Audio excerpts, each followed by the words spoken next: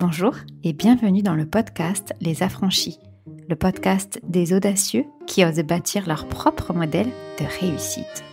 Je suis Laetitia et je serai ton hôte. Entrepreneur, visionnaire ambitieuse et implacablement libre, je guide les bâtisseurs atypiques, les parents ambitieux et les esprits libres pour transformer leur vie en véritable œuvre d'art. Si tu veux bâtir une vie où beauté, simplicité et ambition se rencontrent pour laisser un héritage puissant pour toi, tes enfants et le collectif, alors tu es au bon endroit. Plonge dans cet épisode une dose d'inspiration, une claque d'audace et peut-être le déclic. Je lisais récemment le témoignage d'une femme qui vraiment avait une santé déplorable, qui avait perdu énormément de relations avec des gens qu'elle aimait, qu'elle appréciait. Tout ça parce que dans son business, elle avait choisi ce qu'on appelle aujourd'hui l'hypercroissance. Et en fait, elle exprimait vraiment sa volonté de choisir l'hypercroissance. Et donc, elle avait beaucoup de soutien en ligne de rendre possible l'hypercroissance pour les femmes. Et moi, quand j'ai vu tous ces commentaires, des centaines de commentaires, plutôt de femmes, moi, ça m'a donné envie de pleurer. Ça m'a donné envie de pleurer parce que la lecture que je vois de l'histoire, c'est que les femmes, à un moment donné, notamment en Europe occidentale, ont dû remplacer les hommes dans les tâches qu'ils faisaient parce que les hommes étaient partis au combat et donc il fallait faire tourner la société comme elle tournait jusque-là, et donc on a remplacé les hommes dans les métiers, dans les tâches qu'ils occupaient. On n'a pas créé un nouveau modèle en fait, on a remplacé les hommes dans les tâches qu'ils faisaient, donc ils faisaient une tâche et nous on s'est mis à leur place et on a fait la même tâche. Ok. Ça fait quand même un certain nombre de dizaines d'années. C'est pas un truc méga récent non plus. Alors oui, c'est très récent à l'échelle de l'histoire de l'humanité, mais ça fait suffisamment longtemps pour qu'on ait pu imaginer aussi, au lieu de remplacer les hommes dans leur métier et leurs tâches, créer un autre modèle. Un autre modèle qui viendrait typiquement de notre féminité. Et quand je vois ces modèles d'hypercroissance, qui sont des modèles qui ont été proposés par des hommes et qui sont certainement très adaptés à un certain nombre d'hommes, qui peuvent être très adaptés à un certain nombre de femmes. J'y voyais ici, dans ce témoignage qui n'est qu'un avatar en fait, une représentation, l'arbre qui cache la forêt, de comment nous les femmes, on a du mal à proposer un modèle féminin, vraiment, dans l'entrepreneuriat. Féminin, non pas qui soit un modèle venu des femmes pour des femmes, mais un modèle qui érige le féminin au sens large dans le modèle d'entreprise. Et donc, j'y voyais là, sur la photo que la personne partageait, elle était en larmes, et elle exprimait aussi la difficulté qu'elle avait à ne pas voir ses enfants, à ne pas profiter de ses enfants, à s'être coupée de ses plus grandes amitiés, mais parce qu'elle avait donné priorité à son hypercroissance entrepreneuriale. Et là où ça m'interroge, c'est finalement la question de se dire, y aurait-il un modèle non présenté par les hommes, puisque l'entrepreneuriat, il a été en premier occupé pour des questions de droit par les hommes. N'y aurait-il pas aujourd'hui un modèle qui pourrait être un modèle féminin ?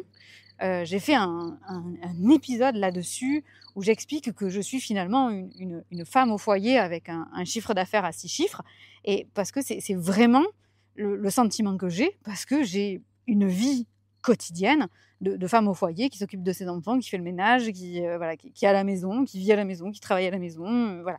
Sauf que ma passion est lucrative. Et j'avais envie d'exprimer, quand j'ai lu ce témoignage, qui était un témoignage assez long de cette femme, ma peine de voir des femmes aujourd'hui s'emmurer, se mettre dans des modèles qui n'ont pas été pensés pour nous dans notre féminin. Voilà. Alors, je ne juge pas la personne, c'est pour ça que je ne donne pas son nom, etc., parce que là n'est pas la question. La question, ce n'est pas de juger cette personne-là, c'est de revenir à nous et de se dire, quand on est une femme, on a une chance inédite, c'est de pouvoir potentiellement créer la vie. Créer la vie en ne faisant rien. C'est-à-dire que nous, les femmes, quand on fait un bébé, on ne fait rien. C'est-à-dire qu'on a un rapport sexuel, suite à quoi un bébé se forme dans notre ventre. Parfois, il faut de nombreux cycles avant de pouvoir faire un enfant. Pourtant, on a un rapport sexuel, peut-être dans ces moments-là, avec la même personne. Donc c'est pas une question de technique, quoi, hein, on va se le dire. Il se passe toujours la même chose, sauf qu'en fait, il se passe pas la même conclusion. Donc ce n'est pas nos actions qui forment forcément la vie. Et d'ailleurs, il y a des femmes qui ont ce don, mais ce don ne se révèle pas. Donc elles ne font pas d'enfants à l'âge où elles auraient pu. Voilà, soit par choix, soit par non-choix. Mais on est avec ce potentiel, avec lequel les hommes, et bon nombre sont tristes de ça, n'arrivent pas. C'est-à-dire que les hommes n'arrivent pas avec ce don. Et quand on est enceinte, on ne dit pas, alors attendez, premier mois je m'occupe des pieds, deuxième mois je vais créer l'estomac, troisième mois je crée le cerveau. Non, on fait rien.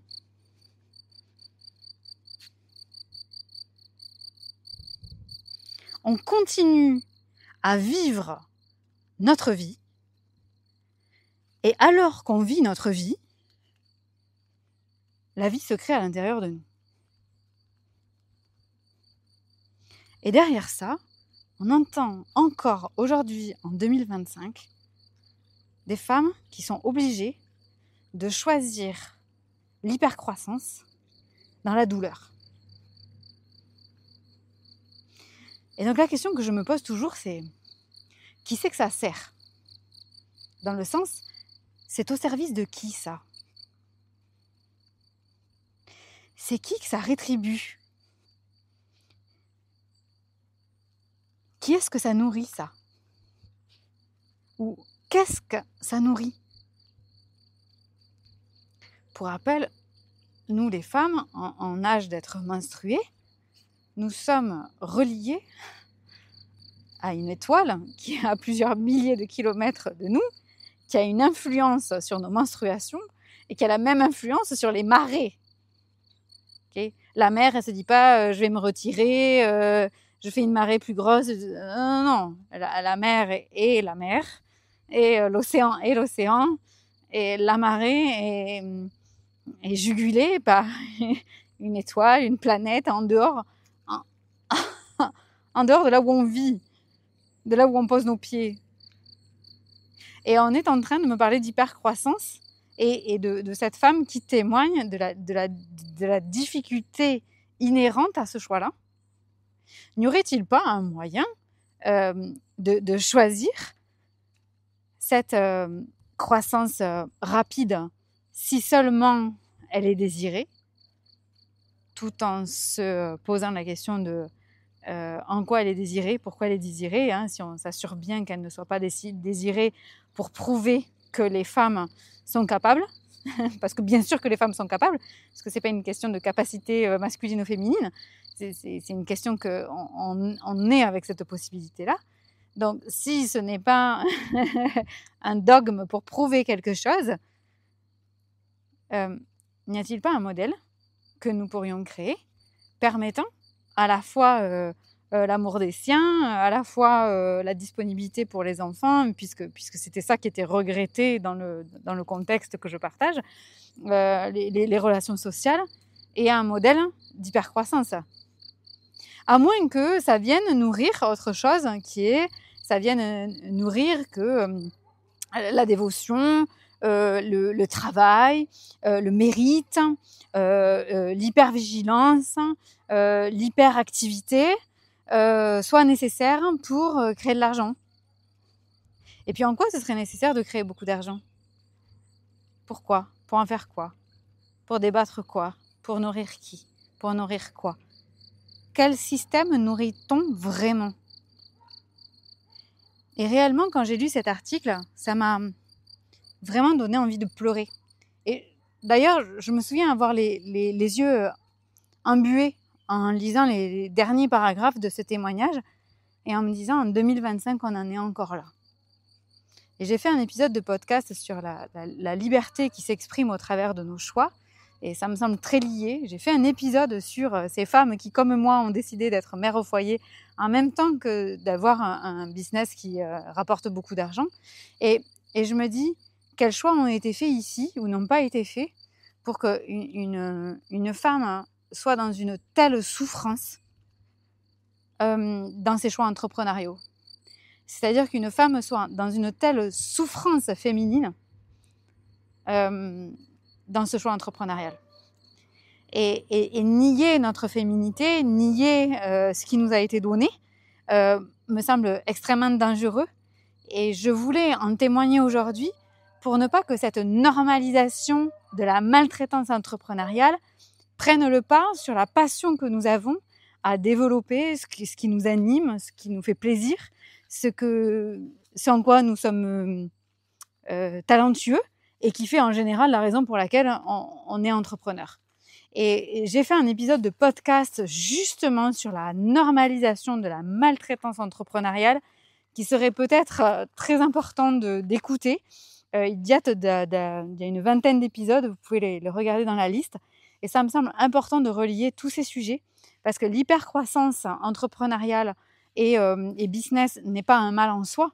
Elle est un mal quand on a un témoignage comme celui-ci où il y a des femmes qui sont obligées de nier leur féminité, notamment avec ce qu'elles auraient aimé faire avec leurs enfants, leur présence avec leurs enfants, l'amour reçu des autres qui n'existe plus puisqu'il n'y a plus le temps.